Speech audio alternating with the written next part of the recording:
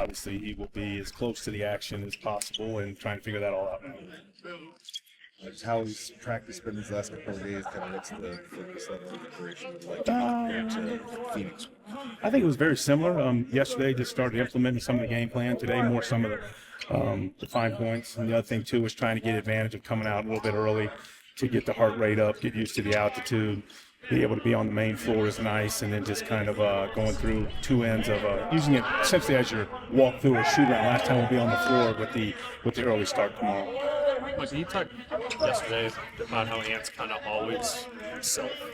Do you sense in these playoff time? Do you see a change in his demeanor, day-to-day locked-inness in the playoffs? I would say a little bit, not a whole lot, because I do think he's an intense guy. As far as when the ball's thrown up, he's ready to go and he's pretty much locked in. But I think everybody's game a little bit, just the importance of everything, the attention to detail, and especially on the defensive end. I think he is a little bit more locked in on the defensive end. We're also asking him to guard some of the better players more consistently, more regularly. So we're asking more of him, and through I think this will be his fourth round of playoffs essentially, not counting the two play-in games. So he understands that, and I think that now he's used to it. I think it was a big advantage of him getting to play these guys last year for 5 games, not only him but all of us. So that I think is a plus as well.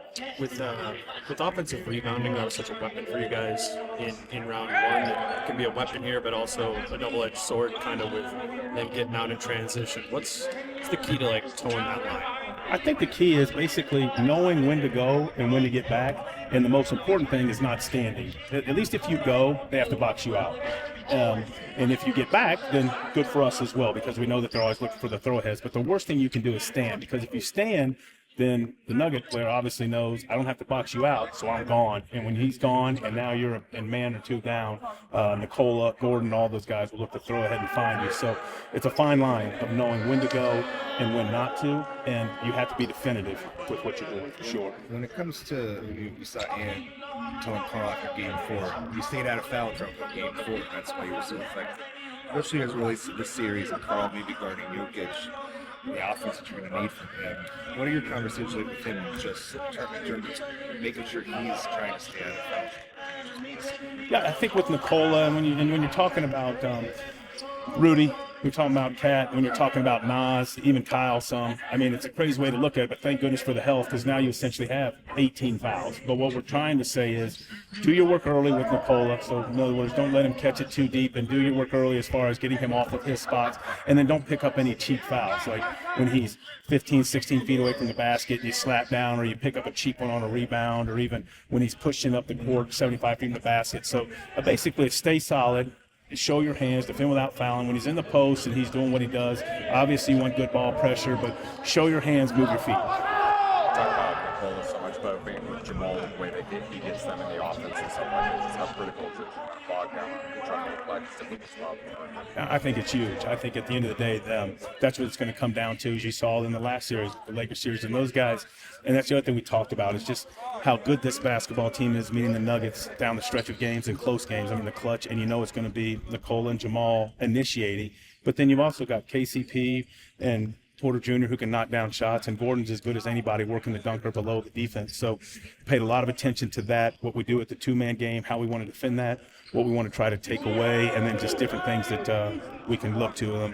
It's like they say, you're not as worried about the 10-6 bucket or the 12-8 bucket. You're worried about the 98-96 bucket. So at that time, we definitely had to be organized and on point. In that first round, Porter was shooting a contested three almost as well, if better than some of the open threes. How do you even start to kind of try to disrupt him on the perimeter with just his release and sort of the way that it tends to not bother him?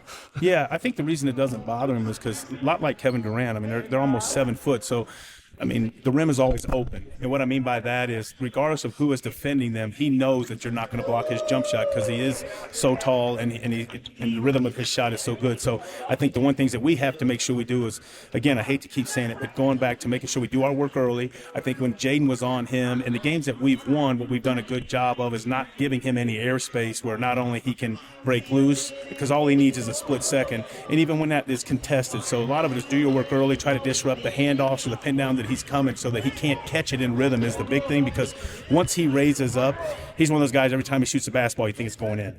Aside from Monte's history with the Nuggets and obviously his knowledge of the key players they have, how valuable has his leadership and just veteran presence been since you guys acquired him at the deadline? It's been great. I think that obviously we've been very fortunate with Kyle, with Rudy, with Kat, with obviously Mike, and we've had a veteran locker room in that presence. And then all that Monte's done is help come and reinforce that, and especially a guy that's playing minutes for us, and he's played a lot in the playoffs, and obviously playing in this building, knowing this team, that guys trust him, they rely on him. So anytime you can add another facet or another leader in your locker room, it's been very, very good for us. Coach, many people think this could be a Western Conference final matchup, maybe the second round against the conference champs. Have you guys thought the impact of what this matchup could be and how good it could be? Yeah, I think we all know the how good a matchup this is, and whether it's a conference final or a Western Conference final. At that part, it doesn't matter as much, but I just think the level of respect that we have for them, obviously them being our division, it's hard to say it's a rivalry when they've knocked us out of the playoffs, and I think they've won 6 of the last 9 games against us. But I think these guys are the world champs, so it's probably much easier for us to get up and be ready for them and be locked in. So yes, this has not lost the impact whatsoever of the team and the moment that we're in right now.